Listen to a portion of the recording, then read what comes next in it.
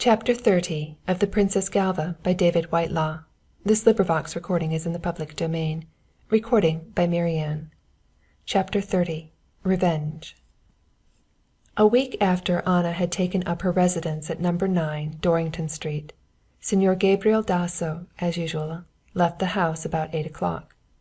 He had seen his fellow lodger for the first time when he had passed her in the dimness of the stairs that night as he went out.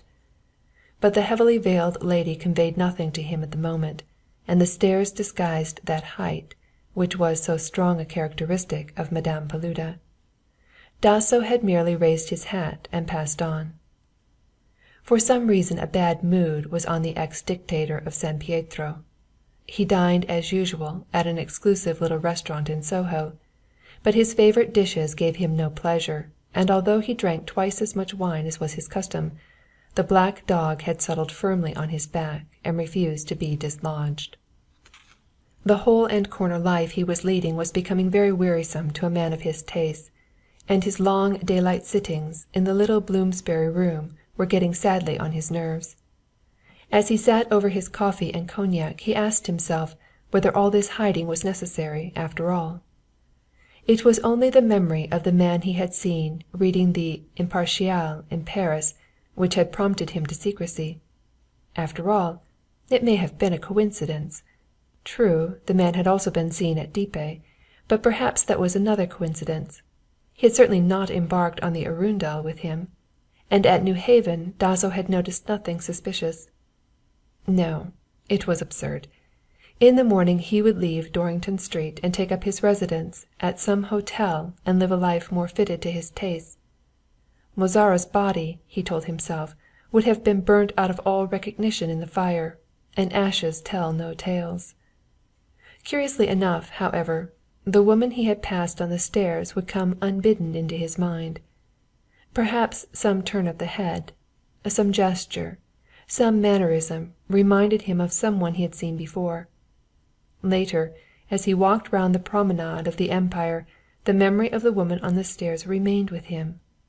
He was drinking heavily tonight, and as he drank the depression he had felt earlier in the evening returned to him tenfold. Something seemed to tell him that retribution was on his heels, and little devils hammered at the cells of his brain, telling him that his hour had come. He walked home to Bloomsbury, but the exercise in the night air gave him no relief. He was full of fancies. There were steps behind him. Hands stretched out and touched his shoulder. Once he seemed to hear his name called. He cursed softly and told himself that it was nerves. He had no right to coop himself up in these dingy surroundings. It was life he wanted, rich and full. It was nerves again, he said, that made him imagine that a bitter taste came into his mouth after he drank his consommé that night. Perhaps that infernal Liz had put too much salt in it. As he undressed, a curious feeling of lassitude came over him. He forgot his fears, forgot everything but that he wanted to sleep. He sat on the edge of the little bed and fumbled with unhandy fingers with his collar stud, but he did not undo it. With a little sigh his hands dropped nerveless into his lap, and he fell back on the shabby eiderdown, his face pale and his breath coming in short, uneven gasps. In the night Dasso dreamed a strange dream. It seemed to him that he awoke to find the room hazy with the grey light of the dawning. Through the little crevices between the slats of the Venetian blinds the pale radiance edged its way, giving to objects in the room a ghostly and unwonted appearance.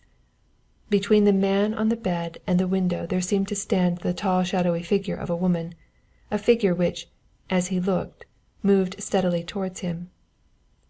It seemed to Dasso that the woman bent over him, and that two black piercing eyes burned into his very soul. He tried to speak, but could not. Then he heard a voice. The figure was speaking to him in a whisper, low and vibrant with passion, telling him what the little devils had been hammering into his brain, that his hour had come.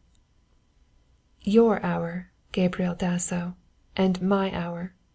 For 15 years I have waited for this moment, and I have never doubted that it would come. The figure rose up and it seemed to Dasso that he watched her as she glided silently about the room. It seemed to him that she took up the basin which had contained his consommé and emptied the little liquid which remained into the mould of a pot containing a palm which stood in the alcove by the window.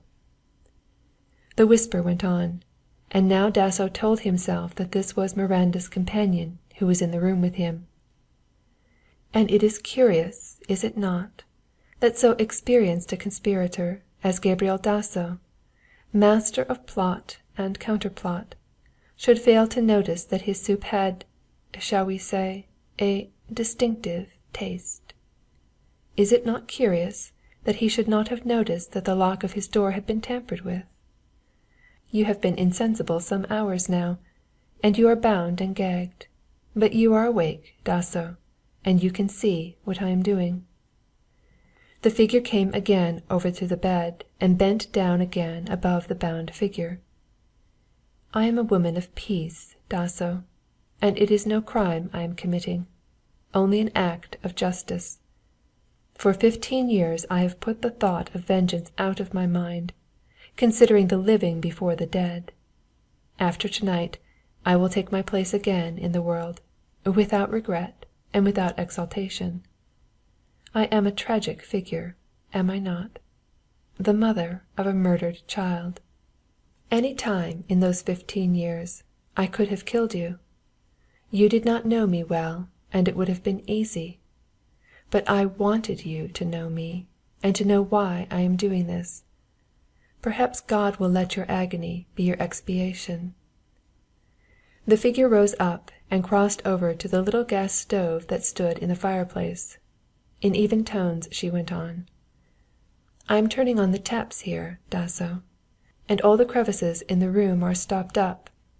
In a little while, when you are quite dead, I will put a cloth over my mouth and come in and cut off the scarves which bind you.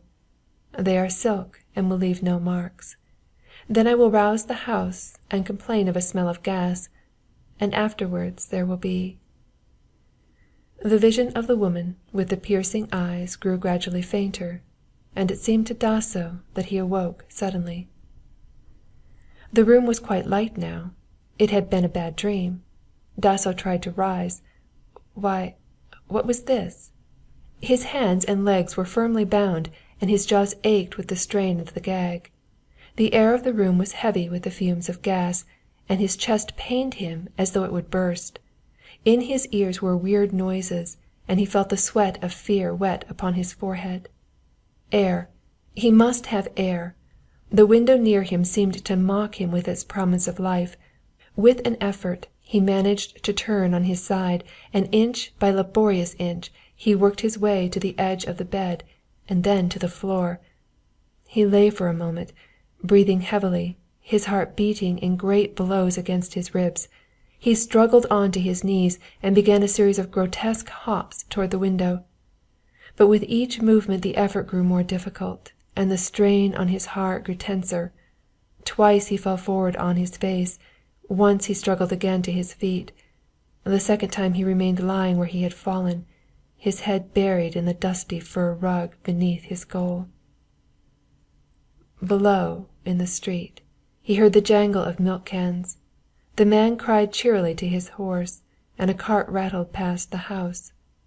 Some sparrows flew past the window chirping and quarrelling. They made a shadow on the blinds, and were gone. If only he could throw something and break a pane of glass! Air! Air, not 2 feet away, and life! With a superhuman effort Dasso was on his knees again. Then a look of despair and a great fear came into the white staring face, and with no sound he rolled over and lay still. End of chapter 30.